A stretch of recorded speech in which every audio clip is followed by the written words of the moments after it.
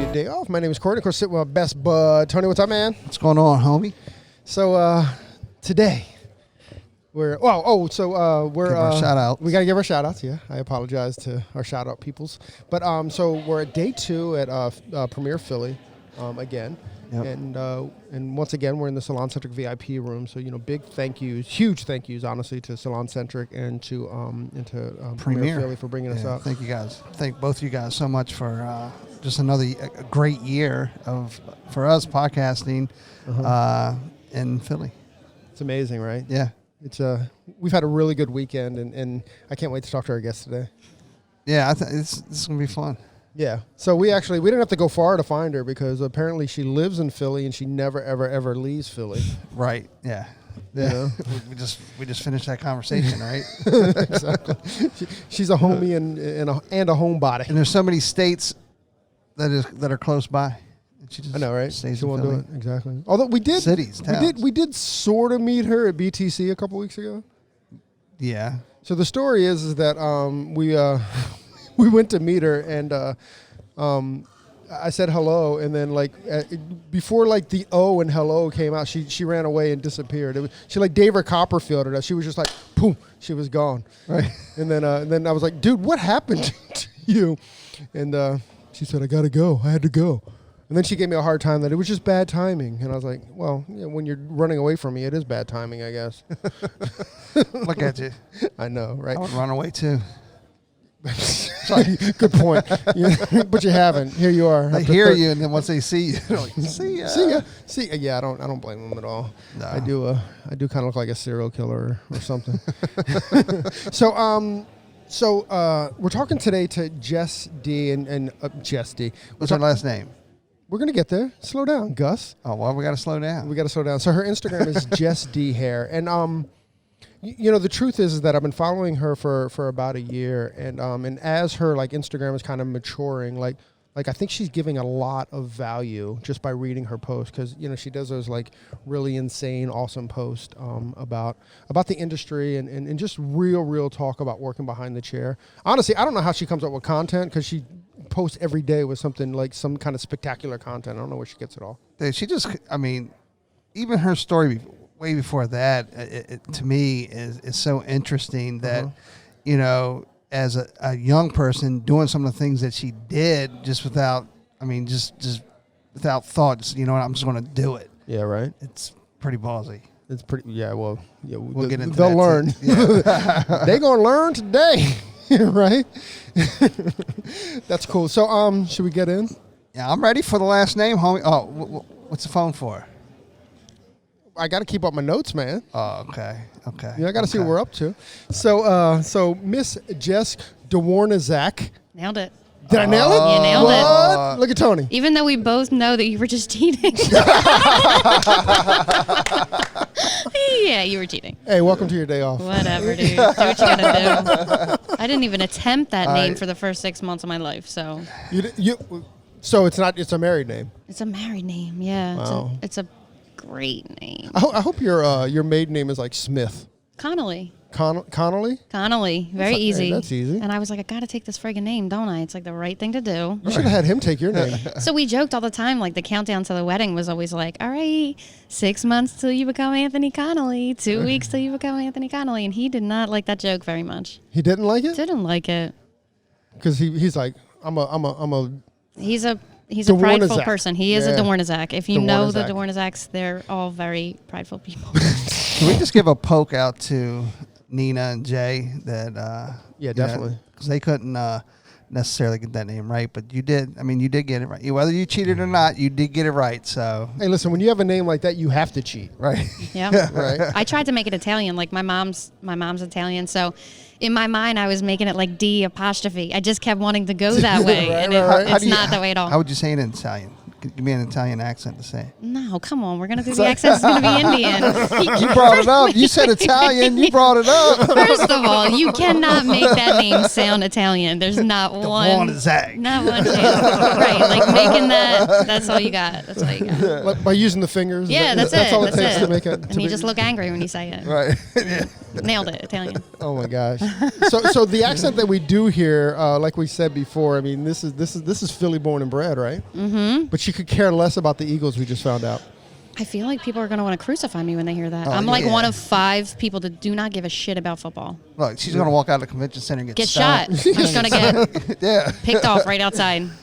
Right I do have a outside. Philly football story, though. Okay. I think it was back in the 90s or whatever, when the Cowboys are really good. My brother-in-law's a huge Cowboys fan, right? So he came here to Philly wearing all Cowboy paraphernalia, celebrating the huge victory for the Cowboys, and he was a little intoxicated. Is he still with us today? He's still living? Barely. Okay. He was walking out of the stadium cheering and I guess rubbing it into the Eagles fans' faces. And next thing you know, he wakes up at a hospital because he got clocked in the head with a full beer can. Somebody chucked it He in the got back off of- easy. He got Right. off easy. So I was like, yeah. You So know, I made the joke, like, is he still with us? But then I'm like, wait, you didn't answer for like a millisecond. And I'm like, shit, what if he died that day? Right. That's not funny. Okay, he lived, though. He's with us, though. he barely lived. Well, lucky. that was a lesson learned. Right. He learned. No, you can't. You can't fuck with Philly fans. No, it's kind of crazy. I don't care about football, but when you say Dallas, I'm like, I'm supposed to be giving you an angry look right now. Right. Just felt like I Well, I'm needed not a to. Dallas fan. So, Yeah. yeah. All right, well, crazy. you get to live. Right. Yeah, that's Thanks. deal. I get to leave. I get Yeah. to take it home. So Jess, you were actually born here in Philly? I was, yeah. So I know that in Philly, if you don't specify that you are not living in Philly, they'll Like within, crucify like, the you. city limits? I'm in the suburbs now. Right, I was right. born in the Northeast.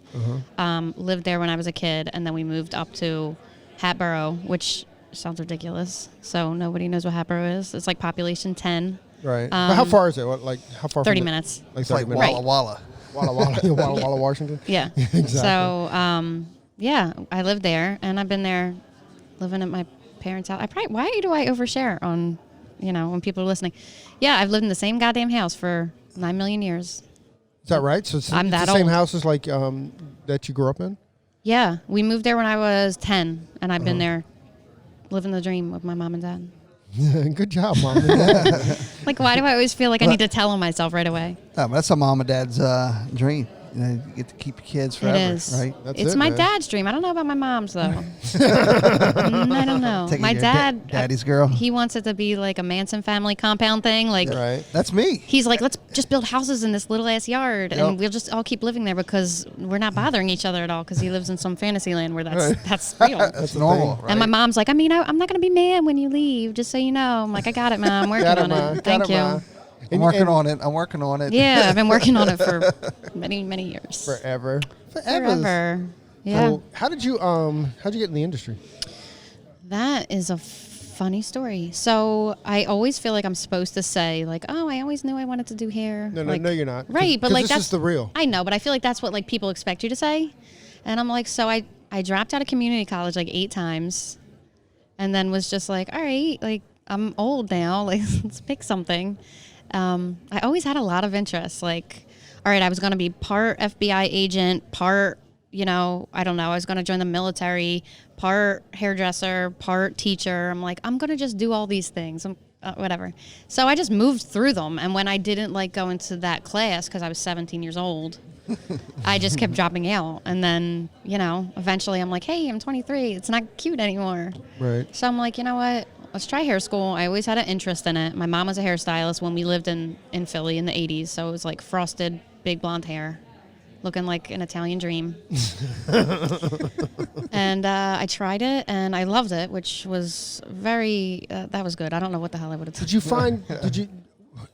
Did you love about it like the actual art of doing hair, or was it just being around the people and the freedom that gave No, you? that was the part that I hated. Really.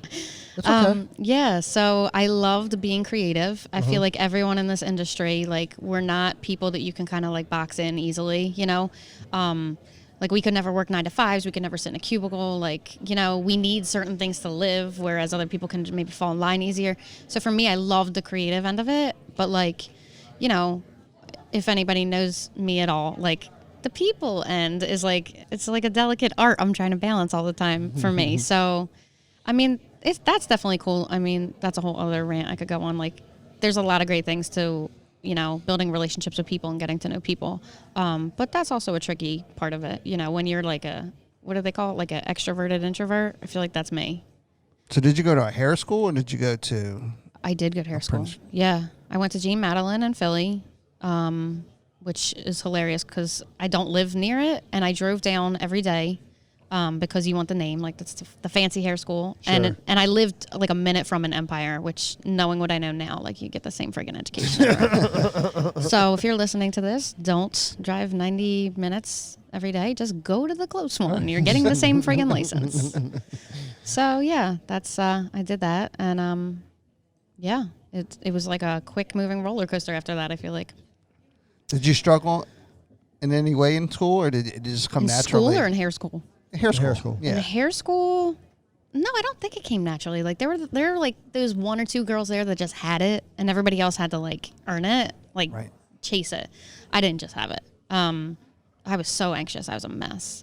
But you know, if you want it, you get it. You know, that's pretty much the long and short of it. So it's easy for me to see young stylists now who are just getting behind the chair or just training or even in school who want to drop out or, you know. And I'm like, I was so you know. Right. So you just kind of have to push past that if you really want it. But no, it did not come to me naturally at all. I think a lot of students, they don't get that. They don't get that, you know, a lot of us has struggled in school, or a lot of us struggled even just like, you know, learning the foundations of what hairstyling is, you know. So I think it's kind of nice that, or I think we as an industry should continue to have that conversation because I think it's more encouraging than anything. You know, like, you're going to be okay, you know. I mean, I can't tell you how many mannequins I threw across the room, right? Like doing like foiling or something, you know, or stabbing my mannequin in the head with a pintail, which Like if works I got really well. Oh, yeah. That smell of the cholesterol to this day. I'm Oh, like, dude, yes. I just want to shoot somebody. Yes. Like, do not open a jar of it near me. Like, Yes. I'm not responsible for what happens after you open up a jar of cholesterol. Not even close. And those jars are ginormous, so Jesus whatever Christ, they happens. never ended. They just never ended. Give me something else, like odorless or something. It was horrible. No, but you're right. I feel like the newer generations coming up, they look at people who are doing what they want to do and they just assume they just had it. And Right. for me, that couldn't be further from the truth. You know, like I liked cutting and coloring, like I sucked at, which is funny because now I do both, but like I'm more known for coloring. Right. And, you know, if it were up to me, I probably would have pulled the trigger on color.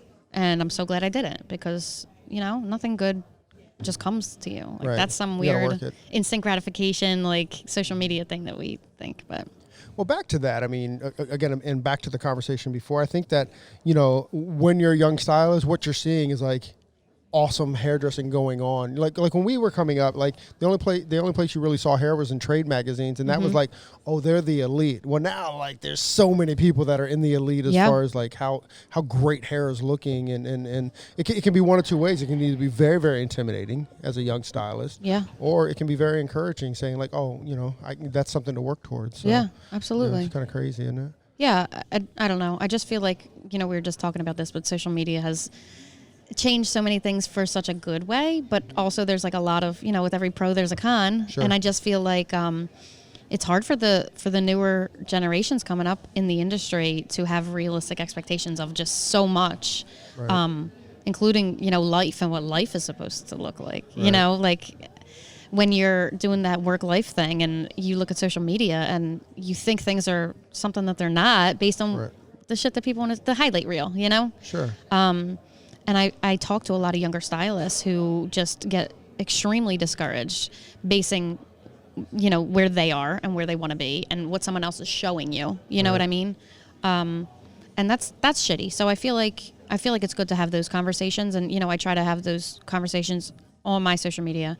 But, you know, that's tough. That's tough for the young people coming up to compare themselves to shit that isn't even accurate, you know? Right. So yeah, that's a hard conversation. I'm sure we'll get there because we got to talk a lot about your social media presence. But so where'd you land after hair school?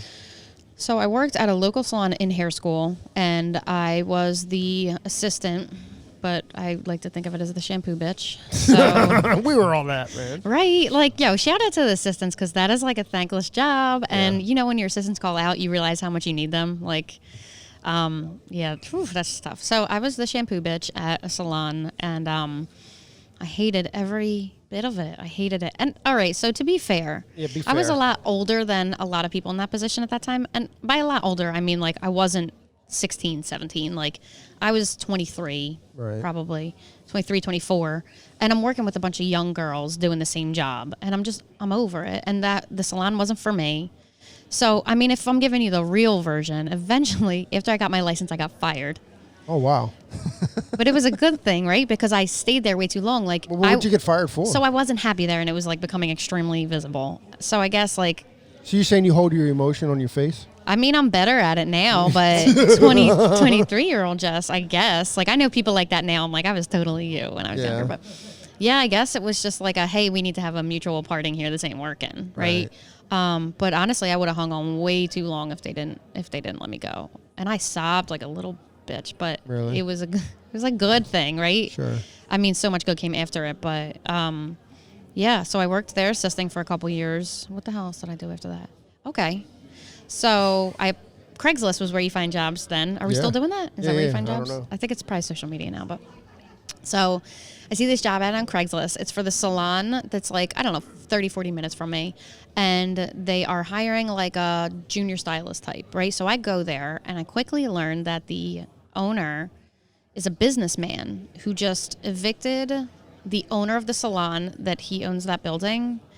And he, from what it sounded like to me, was kind of just like, all right, I'm going to evict you, but instead of shutting this down, I'm going to see if I can jump in and run this, which we all know is hilarious, right? That's hilarious. So hold on. Are you confused? Because I'm kind of confused by it. No. So the owner of the property, yes, like fired like the. So the lady's not paying rent. There was some shady shit going on there. Right. She eventually gets evicted, right? Like, but instead of so a businessman then jumps into her business. Yeah, and the says, guy who owned the this. property was like, "Hey, I'm a businessman. I'm sure I could probably figure something out." Right. That's hilarious. And jumped in and was like, let me see if I can run this. So tried to put all the people in place to make it like run. But long story short, what that meant for me was a bunch of undereducated people in the industry hired me, not realizing that I didn't have as much experience as I was maybe making it sound like. So I slid on in there, right? I had no business taking that position, but I took it. So I was there faking it, right? Faking that shit. And busted my ass, did like half shampooing. I was behind the chair a little bit. And they actually had like a management takeover at some point, and they let pretty much everybody go for some bullshit reasons. They weren't even cool about it. They like fake fired everybody. Right. Like everybody. So at that time I was like busting my ass there doing like old school, like getting clients, right? Like I'm out on the street, I'm accosting people that probably don't want to talk to me. I'm giving out my business card, any opportunity, the elevator pitch, whatever, like being available to meet people. So I'm doing this, and I have like my little tiny following of like 5 people. And I'm like, God damn it. And I got to friggin' do this all over again. Back to Craigslist. So you get fired again. yeah, I do get fired again. I get fired again, right? So I'm like, no one wants me. What the frick is wrong with me? So answer this Craigslist ad. Okay, it's another woman who has no experience in the industry. None, right? She's like, hey, like, I'm a business person. I have a couple dollars. This sounds fun to me. Zero experience in the field. So it sounds like the same exact story as the Kind first of. guy, right? So the only difference is the first time they already had like the salon going. They changed the name, but they kept everybody there and was like, hey, if you want to stay with us, you can stay. We're going to try to make this work. The second time she like built out this building. She hired all her own people. Now she doesn't know shit about the industry, so she hires everyone with no following. No one had a goddamn Can like you no even clients. Nothing, right? But this gorgeous, gorgeous, meticulous, so well thought out space with not a goddamn dollar coming in the door. So you can imagine what that looked like, right? Like we were just fighting every day. If the phone rang, it was like you're fighting a wrestling match. Right. Yeah. Mm-hmm. So all we did is sit around and bitch and be bitter and hate everybody. It was just horrible. So back to all those old school things, trying to get these clients, and we get an email literally 6 months after it was open saying, hey, like, this isn't what she said, but this is how I heard it. Right. Hey, it's been real. I'm out of money. Peace. We're shutting the doors. Sorry. And like immediately, first it was like this, not exaggerating at all. It was like 10 seconds of like, oh, fuck. Like, and then it was, hey, I wonder what she's going to do with the salon. I have zero idea what the hell made me think that. I have no money. I don't come from money. I have no experience.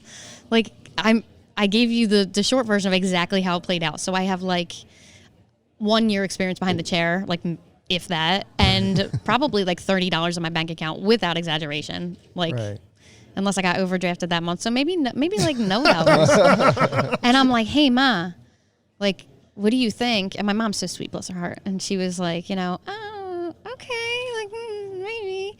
And then, I'm really pitching it to her because, like, I'm one of those people that, like, if I want it to happen, it's happening. Like, my husband and I argue about that because he's realistic.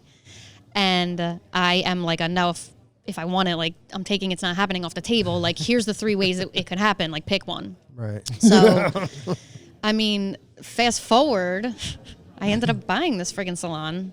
And, yeah, that was crazy. And I can't believe I did that. It's hilarious. I hope in you got hindsight. it on the cheap. Nope.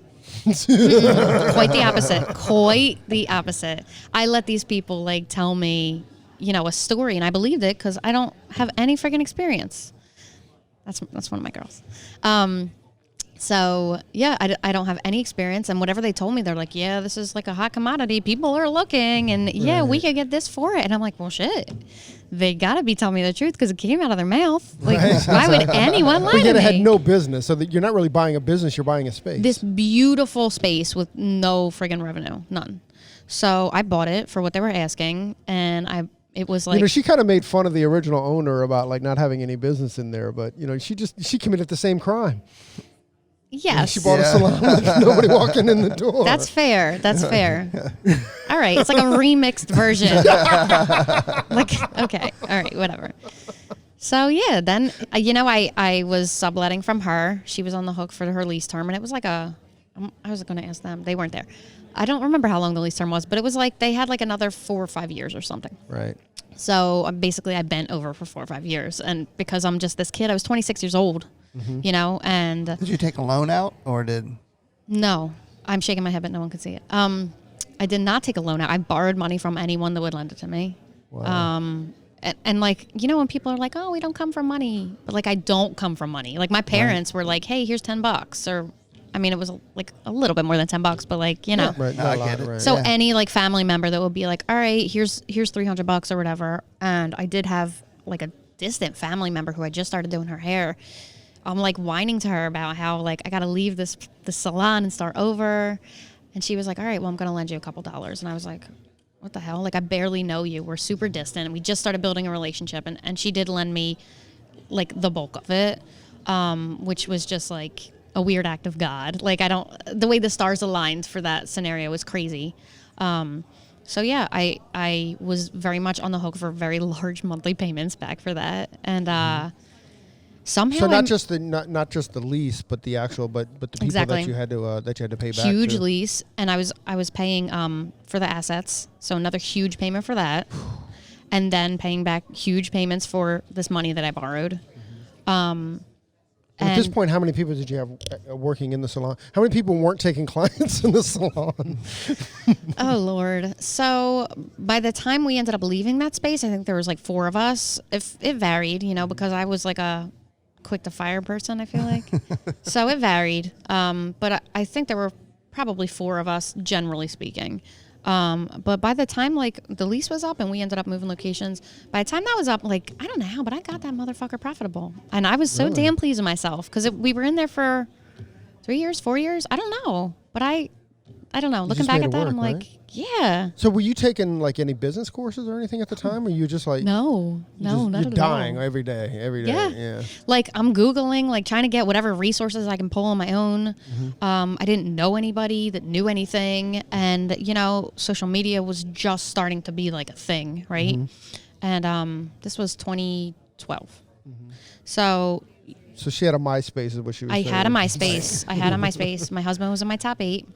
I still get nostalgic when I hear the songs that were playing on my MySpace page, right? Yeah, like I'm just Googling and like trying to figure out what the hell, like, hey, does anyone have a template or something? Like, can you throw me a template?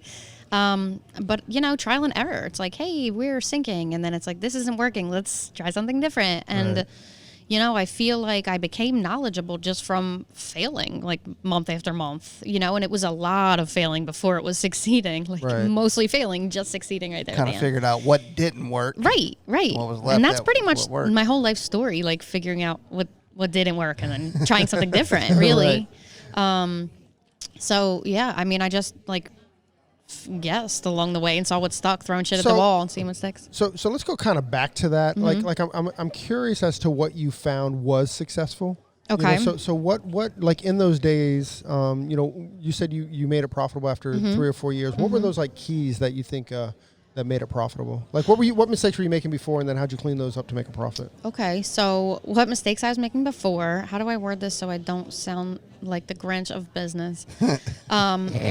Right? Like, okay, so part of you has to like lead with your heart, right? Like in business and in everything. Like you got to be yourself. But I was leading with like all heart. Like, hey, I care about you and I want to make sure you're happy. So I'm going to put like these needs probably later. So I was overspending on payroll, on lots of On stuff. payroll, like you're paying commissions were too high, or like your Commissions were too high, or I was your giving base support pays. staff? Yes, too much support staff. I was just definitely, my payroll was at a place where it shouldn't have been. You know, I wanted you to have a job. I wanted you to stay here. I wanted you to make top dollar, whatever. And at the end of the day, like no matter how much I want to be that person that you're taken care of. You know what I mean? Like, Right. Yeah, totally. I got bills to pay. If the door's shut, ain't nobody getting paid.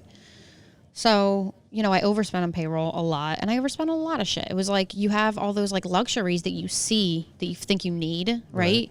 We ended up going quickly back to friggin' old school, taking appointments with pen and paper. Like I had a book, right? Because I'm like, dude, if I'm not profitable, why am I dropping $200 on this flashy ass system? Right. First of all, there's no one in the book to flash it out, but like Nobody's seeing the flash. Right. So like here I am with the friggin' pencil and like the giant eraser. Remember like those novelty big erasers? Yeah. Like, so because you know people will cancel and you had to erase them dramatically. To So get. And ripping the paper. right. So we did that. So shit like that, you know, like I wanted to be doing it right, and going back to what I said earlier, like what you perceive is success and what is really success are so different. Like I'm doing all these things, like I'm getting the fancy products, I'm getting the good towels, I'm getting this and this. Right. And at the end of the day, it's just eating into my profit, and I'm not getting paid because your towels are extra fluffy. Like what the Right. frick is that? Right. So So what- quickly, yeah. you learn that shit doesn't work. So did you have to cut payroll? Yes. And was it by firing people, or do you have to have a conversation like, listen, Bree, I paid you 60%. We're going to have to bump that back down to 43. Okay, luckily the conversations were a little bit easier, and I'll explain why. So everybody who worked there before I bought it kind of just grandfathered on in. Now the previous owner had really ridiculous like pay agreements with some of these people. Right. So I tried to like continue that for Sure. a couple minutes, and then I was like, hey, you're making a salary and you did do clients this week. Like, I don't care how talented you are or whatever. Like, I can't pay you this. Like, you can stay if you want to volunteer your time for a minute. And then it was just like, all right, we're See ya, parting right, ways now. exactly. It's like, so I had to do that with a few people. Was that hard? It was, but it was so early and I didn't really have relationships with these people. So that was easier. Firing people down the road was way harder. But yeah, that was a little bit easier. It was like, hey, I'd love to keep you, but I'm not paying you this amount of money for doing nothing. So you can stay if you want, but otherwise go. Right. And they went. Wow. So yeah, that was like a quick. So I mean, the lesson is like tight budget. Yeah. Like knowing what I know now, having had 2 different spaces and then ultimately Yeah, I want to get to closing. What I know now is like just friggin' basic. Even if you are so worried about appearances, like you can make a tiny little space look cute without dropping 30 grand on unnecessary shit. And I did that so hard in the beginning, you know, and then you quickly learn like, yo, I'm paying back all this money for stuff that didn't have to happen at all. So you took that same salon and you moved down the street with it? Yeah. When the lease was up, I was so excited to stick it to everyone involved with that arrangement and get the hell out of there. Which is funny because actually the landlord, not the people I was subletting from, they hated me, which I'm not sure why, because I'm so freaking likable. Like, what the hell, right? Like, and the funny thing is, I didn't even get to earn that title of you not liking me. Like, he just didn't like me for no reason. So whatever. So when he was a Eagles fan. That's why. I mean, they're irrational. We know that. They do, right? So when my lease term was up, he kind of came to me and was like, hey, we're kicking you out. And I was like, that's okay. I've been secretly planning this already, but whatever. But I didn't say that. So I tried to like get him to like give me some money or whatever. I made out a little bit in that deal because I pretended that I was sad and innocent. What are you doing? I know, but I'm such a little person and I'm crying. So yeah, but I was already working on that, and we moved right across the street into a place that was literally double the square footage, which is like, if you could see my face when I'm saying it, I'm like cringing at that. That was the beginning of the end. So getting a bigger space, like that, Mm-hmm. so that's a lesson too. Lesson, huge. Oh my God. First of all, anyone that wants to open a salon, I'm like, hey, what are you doing this week? Are you free for lunch? Like, I know you don't know me. I'm Jess, but can I talk you out of this for a minute? But yeah, like again, going back, like you want that flashy shit. And like, So how'd you keep making the same mistakes? oh man, I'm a Scorpio. I'm stubborn as shit. Yeah, so I was profitable at the end. Numbers like loosely looked good on paper, and that was like a big mistake I made. I didn't have systems, and like Nina and I talked about this a lot. The hindsight of me laughing at how I had 0 systems, and it was just like, that number sounds right. That feels right in my gut. Right. I like the sound of that. Sure, let's do that. But at the end of the month, I got this huge friggin' space, and right before we moved, I fired a couple people. So I got 8 chairs, and now I got 4 people.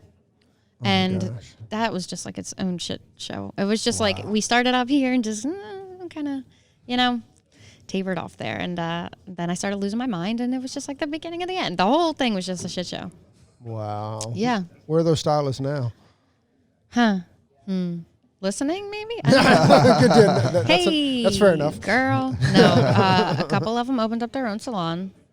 I heard that didn't entirely go the way that they planned through the rumor mill. Through the rumors mills? Yep. Through the Philly rumor mill? Yeah, but other people just went and found salons that tolerate the shit that I hated.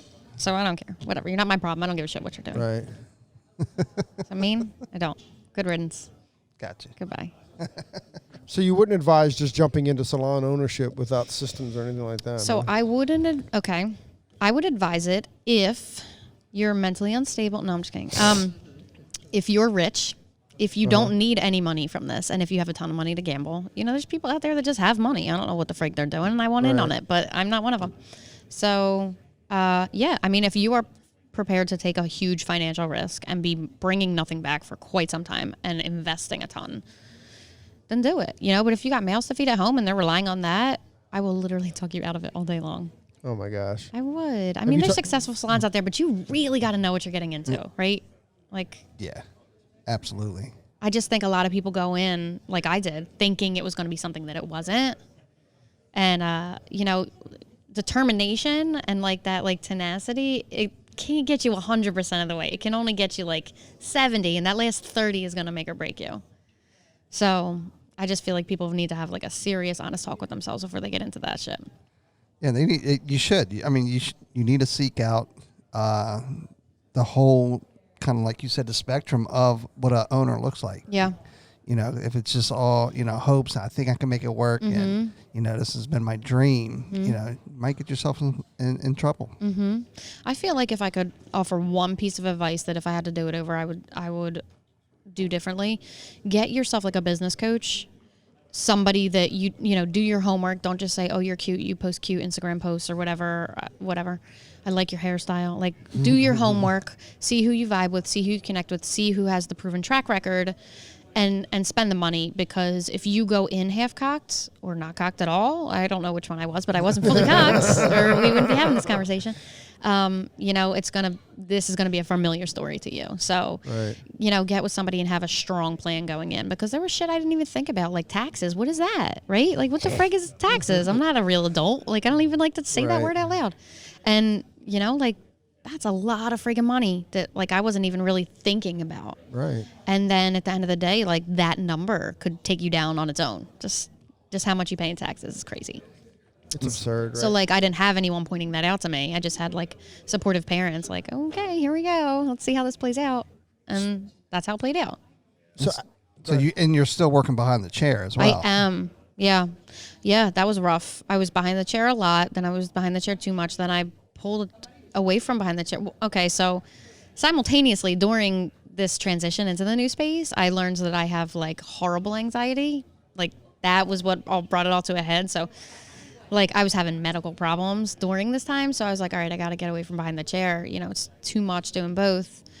But then I think being away from the chair, I was just like feeding. I don't know. It was just a big old mess. My head was a mess. My body was a mess. The numbers were a mess. Mm-hmm. That was a bad time. It's hard to cliff note that time, but it sucked. It was bad. So after the salons, you owning the salons, you went back to working behind the chair? Yeah. I work for somebody else now. Do you have empathy for that person? Oh my God. Understatement. Right. I'm always like, I'm not trying to kiss your ass when I say like I feel for you. Like right. You won't hear like complaints from me, like I get it. And like, you know, when everybody will be like, you know, everybody's always like grumbling about choices they would have made differently, like just people in general. Mm-hmm. But I'm like, dude, I get it. I get it. So yes, empathy times 1,000. And it's nice to just be behind the chair and not have to like, oh, you got drama? Godspeed. Let me know how that plays out. Right. Not mine. You can just kind of go home at the end of the day. Yeah, too, right? Yeah. And is it a commission-based salon or is it It is. Okay, awesome. Yeah. I feel like that's pretty normal in PA. Right. I mean, booth rent's not a thing here. We're in the DC area and booth rent had just came in probably like, I don't know, the last 5 years or so. I can't figure out what the reason behind not allowing it is. Like, I'm sure someone has a reason. I don't know why they care, like how we're getting paid. I don't know, but yeah, I don't know. It's commission or like hourly or whatever. Or getting creative, paying in other things. I don't know. Bartering. Well, we are the barter industry, aren't we? Yeah, that's true. I'm not a barterer, but you guys can do that shit. Oh, you can pay me money. Hell no. I barter with cash. Yeah. You bring me cash, Yeah. I'll do your hair. Mm-hmm. That's our barter system. I'll barter with like the U.S. Treasury. Right. Yeah, love that. That's awesome. It. So you have a nice presence on the Instagrams. I mean, I love your posts. You know, we talk about it a lot. You just talk about real stuff, you know, almost every day, and I really dig that and appreciate that. Like, when did you, like, I know I'm assuming you didn't just kind of jump in. Did you kind of like, did you test the waters a little bit and see if people were listening to what you had to say? And like, what kind of encouragement did you get to keep doing the you know, those kind of posts? I don't even know how to explain what kind of posts they are, but they're just like, you know, real life behind the chair kind of stuff. Yeah. It's what we deal with. It's interesting because for me, like, what you see is what you get. I mean, I'm trying to be a little bit more professional right this current second, but you know, what you see is what you get, like 1,000%, right? I'm never pretending to be nicer or sugarcoating shit, whatever. So, you know, let's say just a year ago, you're doing the Instagram thing and everybody's doing what they think they're supposed to be doing. You know what I mean? Everybody's doing the same cookie cutter shit. Everybody's naming the pictures of the hair after a fucking food. Everybody's doing all that shit. And I'm getting bored to death. Like, it's physically killing me because I'm so bored, right? So then you just try to do something different. Like, you know, you hear people talk about Instagram burnout. It burns you out when it becomes a chore, and it becomes a chore when you're not enjoying it, right? And it was a chore. It was so boring. Like, here's a great picture of hair, here's the back of the head, the same friggin' pose, here's a food name, hashtag whatever boring shit. And like, hey, notice me and repost me, and then why am I not getting reposted? I should kill myself, right? Is that Instagram in like a nutshell? I feel like it is. So I'm just getting friggin' bored. And I just noticed the more that I was like just trying to be funny or whatever, like people were receptive to it. And in this day and age, you know, you're almost rewarded for being fake. So it's like, that's kind of like going off the path a little bit.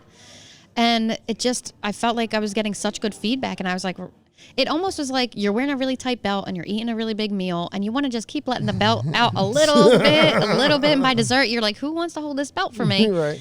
I feel like that's where I'm at now. You know what I mean? Like, I'm like, hey, let me put a toe in here. I never wanted to be one of those like controversial people. Like, I don't know. I feel like we all know those people on social media where they're almost doing it just for the shock effect, you know? And like, you almost feel like that's not authentic. Like the Howard Stern of social media. I don't know. Media, right? Like, I never wanted to do that just to do it, just to be like a big name or personality. But I mean, this is the shit I'm thinking. And of course, I still sugarcoat it a little bit. Yeah, you know, I got could it, get a little meaner, but, you know, you don't want everyone to hate you.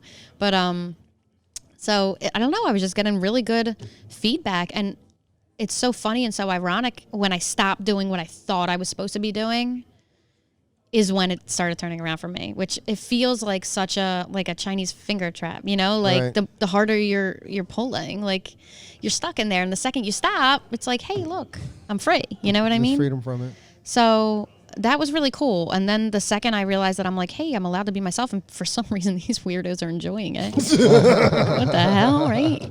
Then it became fun for me. And that's still, you know, not always fun. But I just feel like there was like definitely a lack of talking about stuff that people wanted to talk about. Like we all want to talk. You see all these super positive posts, right? And I don't like to think that I'm not a positive person, but there's so much shit that we're not talking about that everyone's supposed to pretend they're not thinking just because we're supposed to be positive and, you know, we're supposed to serve the customer and, you know, always be serving and all that stuff. And like, I get that and I'm about that, but I'm the type of person where I feel like you have to like also nurture that side of you that needs to talk about the shit that made you crazy today. Because if you pretend it's not there, you're just going to get resentful to the industry, your bosses, your customers, whoever, you know? Sure. So I noticed that when I wanted to start talking about it, so did everybody else. And I'm like, well, shit, there's a hole here. Let me fill it. Right. And there's a lot of people. I mean, you know, essentially there's kind of like this group of, you know, like power women that are kind of having the conversation. Yeah, I think that's really cool. I think that's cool. It's interesting because I feel like more and more people are wanting to have these conversations. So now it's again getting harder to be doing something different. But I don't even give a shit anymore. Like if I'm doing something different, it's just, this is what feels right to me. I literally sit on the porch in my robe with no bra and whatever my hair and face looks like and sit on my phone and drink my coffee and think about whatever the hell's on my mind in the industry and make the post. And, you know, people like it. And everybody else is doing it now. And whatever. I don't give a shit. Like it's still, this is what I have to say. And right. So that keeps it from getting redundant and annoying, you know? I'm not sure how you do. Like I mentioned at the beginning, like I don't understand how almost every day or every couple of days you've got something to say. And like, I'm like, oh, that's cool, man. Let me just interject. Every day I have something to say, whether or not I'm saying it. I was trying to be nice. Oh my God. Nice, Jess. My poor friggin' family and coworkers and husband. No, I always have shit to say. But I'm just glad people wanted to hear it. I noticed that, like, you know how if you say, like, a really rude comment in a text, but you throw LOL at the end, they're like, but they LOL'd, so, I mean, it can't be that bad. I feel like I try to make my post sound like that. Like, I'm like, hey, you're all freaking awful. LOL. Like, if you make it kind of funny, nobody really realizes as much, like, how much of a bitch you are in real life. So you kind of got to trick them a little bit, you know? But, no. You know, I don't know. I just feel like I always have I'm an opinionated person, and I feel like you generally think that that's a bad thing. But if you can channel it for good, I'd never have a shortage of like shit that I want to rant about ever, you know? And I mean, ranting doesn't always have to be like something I'm super pissed about, but just something on my mind that I could go off about, you know what I mean? Like on my soapbox or whatever. So I just try to write it. I sit in the morning when nobody's bothering me and, you know, before the mailman comes, and have to see that and write my posts. When my brain is clearest, then, you know. Yeah, I mean, it's interesting. Like, I don't really, it's not like, I never see it as like kind of negative, you know. It's kind of just like as a matter of fact, more than anything. So that's pretty cool, man. And, thank you. And I appreciate it. And you know, anyone that's listening, I encourage that they follow you and that they read a couple of your posts. 'Cause I think most of them are spot on. And to your writing style, I find it very funny and very entertaining. Thank you. So was it? So you've written for some of the magazines as well, right? Modern. Yes, you did an article for Modern. Yeah, I did. Have you done a couple or just one? Just one. Uh-huh. Just one? Yeah. So was that because of, did they find you? No. So how'd that come about? I was like, oh, okay. This is the editor-in-chief of Modern Salon Magazine. Hey, I'm Jess. Right. I'd like to write for you. Can I? And that's how that happened. No. Dead ass. That's how easy? okay, imagine if like they go look at your shit and you suck at writing, right? Or like you're just doing something horrible, they're probably just not going to answer you. Right. But we kind of built a relationship, and she's like, yeah, go for it. And, you know, if it was awful, I'm sure they would have been like, yeah, we'll get to it. But I don't know. But I was just like, listen, like. Do you still send her stuff? Yeah, actually, she's been asking. She reached out a couple times. I was like, hey, I'm waiting for something else. And I'm like, oh, is that like an invitation? Oh, yeah. Sounds like it, right? I love writing. That's like my actual passion, I feel like. But, so I should get on that. But my head's in 90 directions right now, so. I mean, rumor has it that you you're trying to start a podcast. Trying, yeah, right. Yes. It's not that hard. Just push record. I know. It's so weird. Like, it's different right now because, like, I'm looking at you guys, but, like, the first day, like, I tried to do it, I'm sitting in my living room. I got the dog looking at me, and I'm just talking, like, to the wall. It was just super weird. I was like, I'll come back to this. Right. And I'm still waiting to come back to this. But no, I think it'll be a lot of fun. I think I have plenty to say. Clearly. Yeah. I can't wait to listen. This is just a little window. Yeah. I know, right? You know, and like I was talking to you, like you overthink it, like what direction am I trying to go with this? Right. And I think I put so much emphasis on it having to be industry related, and I think that was kind of panicking me. Right. I don't even think I'm going to do it like that, really. Right. So, whatever, you know, if it feels right, I'll do it. And when it stops feeling right, I'll stop doing it. Stop doing it. I mean, I recommend, I felt the same way, by the way, when we were going to start this podcast. So I found a co-host. That's what I did. No, that's good, though. That's good. Because it's really hard, and we've actually tried it. Like, it's hard. As a matter of fact, sometimes when we do, like, some of our reads and stuff, you'll only hear my voice on there, but Tony's always sitting across the table from me because even a 1 minute read is really hard for me to sit there and just do it. So, like, I look at Tony and, like, we make eye contact while I do the read, but it just gives me something to talk about as opposed to, or talk to. Yeah. It gives me someone to talk to as opposed to just, like, throwing it out there. So you like, get it. I totally get it. And we, as many hours that we've logged online now, I'm still, I'm going to say uncomfortable, but I can't do it. You know, I mean, you kind of feel the same way, right? Yeah. It's really, really hard when you don't have an audience, even if it's an audience of one. Yeah. You know? Well, that makes me feel better because I was, you know, it's not just me. The funniest thing, I ever heard, God, who was it now? Somebody was starting a podcast. Oh, it was Sammy Skinner. Sammy Skinner was starting a podcast. She said, she thought it was a compliment, by the way, but she said, yeah, I listened to your first couple podcasts, and I realized, like, oh, we can do this. This is no problem. Oh, with that, I got that. Yeah, exactly. And but I mean, honestly, we're really bad at the beginning, so we're doing a little bit better now. But at the beginning, it's tough, man. Growing pains. Yeah, exactly. There's way more in your brain than just sitting down and having a conversation with somebody, you know. Yeah. And that's kind of, I think that's what we've evolved to, right? Yeah, we need to remove those. I think of them as like encouraging, like for Sammy, like, yeah, you guys are bad, right? There you go. So yeah, so you're helping the little people, helping people that want to get started, that want to get started in it. So I mean, that'd be exciting. I mean, maybe you just sit down and talk to your husband. Yeah. Even if he's not on mic, just have a conversation with him. See, like that's all the little like kinks I'm trying to work out, and it's my own shit. You know what I mean? Like everyone's like, oh, you still gotta buy all. I'm like, no. Like I'm ready to pull the plug. It's just me. Like I gotta do it. You gotta plug in. Pull the triggers and plugs. A lot of triggers, pushing plugs, and pulling whatever. and whatever. That's funny. A lot of gun analogies. That's so cool. So so in the immediate future, what are you up to? What am I up to? So I make a lot of promises to myself, but keeping them is the tough part, right? So I'm working on getting more into education. I feel like I have people asking all the time, and I'm like, yeah, I'm getting to it. But like how to do hair or like that kind of stuff? So like I feel like I've become known for my voice, which is cool. But then I'm like, hey, I also feel like I can help people, you know, with actual technical skills, you know. We're talking about hairdressing though, right? Like like product on hair kind of thing. All right. Right. So I'm like, what? And then, you know what's funny? And is this mean to say? Probably. So we're here at like this hair show, any hair show, whatever. And you're like, yo, you put these people on such a pedestal. And then you see like what they're doing and you're like, dude, I'm doing the same thing. Or like, hey, I could maybe do that a little bit better. So like, I also feel like you shortchange yourself thinking that you don't have enough to offer. You know what I mean? Or like, hey, when I get here, and you're never there in your mind, you're always just a little shy. So I want to get more into education. But I feel like I have a lot to offer technically and, you know, like all the other shit that we've been talking about. So I got that. I got friggin' the podcast that I gotta just insert the plug or pull the trigger, both simultaneously. Yeah, and I just feel like for me, I almost feel like I'm in such a transitional point in my career that like I'm almost like, I don't even want to say at a crossroads, but you get to like a 20-point intersection and you're like, hey, what's next? You know what I mean? Like, right. I feel like there's so many things that kind of come to me and I'm trying to just figure out, where I want to fit in. Do you know what I mean?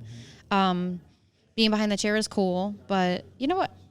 I don't know if you guys agree with this or not. I always say like being behind the chair is like, it's just like being an athlete. Like by the time you're like 40, it's like, ooh, you're getting close to retirement. You know what I mean? Like it's a little, you don't we're really. We're both 50, so yeah, keep talking. Wait, are you really? Yeah.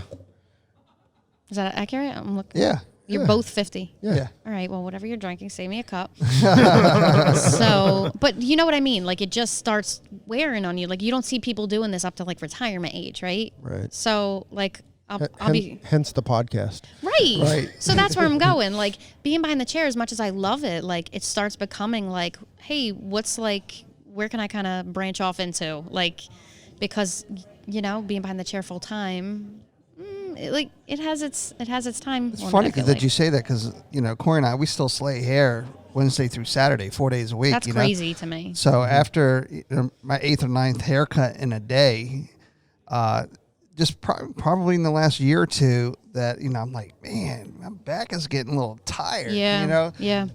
And my feet are getting a little tired. It's just, so over the last couple of years, I definitely start to feel it. God bless, man, because I feel like an 80-year-old woman right now. You know what, though? Like, for me, like I do a lot of color projects and I feel like that's so physically and emotionally draining. Like if I'm only doing 3 clients a day, but they're big time consuming projects, like at the end of one, I'm like, oh my God, I got 2 more of that. Like I just talked to the same person for 4 hours. Like I don't even want to see her for quite some time. Right. You know what I mean? Like just let me sit for an hour, take a little nap. Yeah. That shit's draining. And I don't know. I feel like I get drained like emotionally just as much as physically. So for me personally, like I know myself and I know my limits and I'm like, dude, there's going to have to at some point be something else to supplement because I'm not going to want to be behind the chair a lot, Right. So, asking what I'm doing, I don't freaking know. I'm just opening up and seeing what freaking comes. Well, we're excited to kind of watch this journey. I am. I'm totally excited about watching this journey. Thanks. Yeah, I have been watching her, but right. Just glad we got her here and I'm happy to be here. Thank you. So where can be so I've said it a couple of times, but where can people find Miss Jess Dee? People can find me talking shit on Instagram at Jess Dee Hair. Plenty of shit talking coming your way. That should totally be the name of her podcast, Talking Shit. That's actually amazing, right? Just come listen to shit talking. Just call it Talking It, right? What? Drop the SH. Didn't Ben Mullen say that? Remember he said? Oh yeah, well that's a whole nother talking shit. I thought about naming it. This will probably offend you. I like that. Yeah. I like that a lot, actually. And I mean, you can't say you weren't warned. Well, that's true. I mean, at that point, you can say you've set it up to say anything in the world, right? Yeah. That you want if to you say. Listen, after that, you ask for it. Enter at your own risk. For real. It's like a haunted house of insults. I love it. Whatever. You better do it now, because if not, somebody else is going to. That's true. Do it. You know what though? You know what? Like though? often imitated, never duplicated. Right? You can try to talk my name. shit, but you just can't. I just meant the name. That's fine. I didn't I'll come up with another creative name. Another brilliant name. Yeah, that's just like fuel for me to get an even better name. Then whatever, dude. Exactly. Whatever. Awesome. That's awesome, Jess. Thank you for hanging. Thanks for coming to Premier Philly and hanging out with us today. That was awesome. Thank you. This is so fun. Thanks for the opportunity. We appreciate you. Thank you so much. Yeah, without a doubt. Thank you, and thank you once again for joining us on your day off. Please do me you. Hey, so there it is. Hey, this is a message that we've been trying to bring, I don't know, for the last couple of months, actually since we started the podcast. Hey, so if you like the podcast or if you find that it's useful, please leave us a review, a 5-star review on iTunes. Leave us a rating and a review. But if you don't like it, forget about it. Yeah, totally forget about this message. We also want to thank Sarah and Blaine from Pretty Gritty. Sarah and Blaine, they are a band out of Portland, Oregon, and we just want to thank them very much for allowing us to use their song, Pleased to Meet You, on our podcast. That's cool. I think you can find their music on on iTunes. Peace and hair grease.